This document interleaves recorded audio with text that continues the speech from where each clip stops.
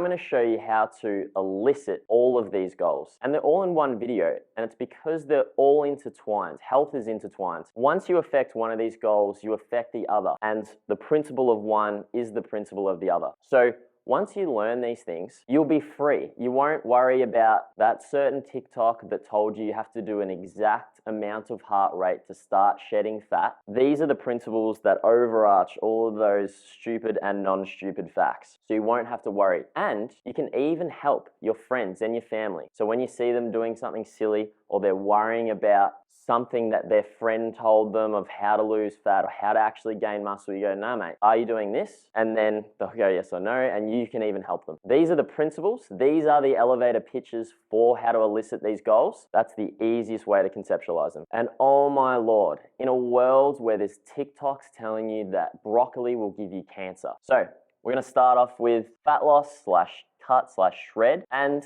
bulking, building and gaining muscle. These have slashes because they are all the same thing. When you're after fat loss, you are also in a cut and you are also doing the same thing as that kid down the road who's 18 and he's in a shred. You're doing the exact same thing as him when you're on a fat loss journey. And a bulk and a build, gaining muscle, it's all the same thing. First thing we need to worry about is energy. Energy is the thing that we use to exist. We are energy. We use energy just thinking, moving around, fidgeting, taking the stairs, even sitting down and just laying there. You're using energy. Digestion, cell production, all that sort of stuff. It's all energy. You are energy. We also consume energy so that we can fuel all of those things that I just mentioned and exercise. When this bar over here represents energy in, the food that we consume. And on that, any food that you consume, whether it's lettuce, avocado, legumes, superfoods, chocolate, pure butter, it's all just energy. It all has a number on it. And this bar represents energy out. All of the energy that we use in a day. If they are at the same level, you will maintain weight. Your energy in is matching your energy out. So if you want to get into a cut, shred, or lose some fat, you have to make that energy bar on the left less than the one on the out. And you can do that 3 ways. You can lessen the energy in by consuming less calories. And calories is the unit of measurement that we use to measure energy. Calories, kilojoules, watts, British thermal unit, kilowatt hour, electron volts, they're all just measurements of energy. Same as distance. If I want to measure how far away from the end of this table, I can use centimeters, feet, meters. From now on, we'll use the word calories. So you can reduce your calories and that will have created what we call a calorie deficit. We've all heard that.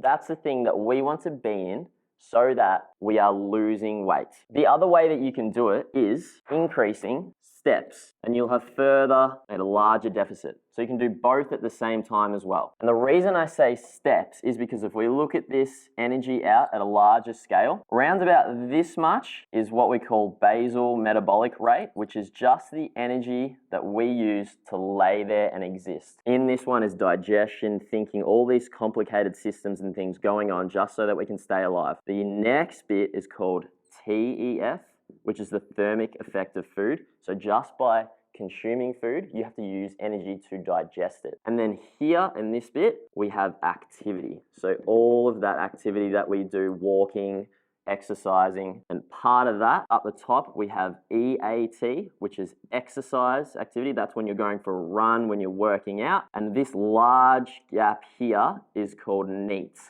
non-exercise activity thermogenesis. And the reason it's so large is because that makes up a much more controllable part of our day. This is the total amount of energy that we just use in a day. Steps is part of this. So if you go, and this is very common, oh, I'm going on a half an hour run every day. I'm doing sit-ups and I'm not losing any weight. That's because that hour run even represents such a small part of your day that if this is tiny and you only have, I would say, less than 5,000 steps a day, I would classify you as sedentary, inactive. So it doesn't matter if you're doing an hour workout when you have less than 5,000 steps a day. You are inactive. And I do believe this of the population. 60% of the population is currently overweight or obese. And I think such a large percentage of them, maybe of that bunch, majority, 50%, don't even have to do anything to their diet. All they need to do is go from 5K steps or less than and just put an extra 2,000 steps. Start averaging 7,000 steps and you'll have easily created this deficit. And you undoubtedly do it if you rise to that very popular mark of 10K steps a day. I gotta hit 10K. This is a very good strategy. Cool, now we have the bulk, and that is where we want to make our in larger than our out, and we'll have created a calorie surplus. That is when we will start adding muscle tissue to our body. Now, one last thing, the biggest caveat of this whole flippin' course. We got a deficit over here where the in is less than the out. Woohoo!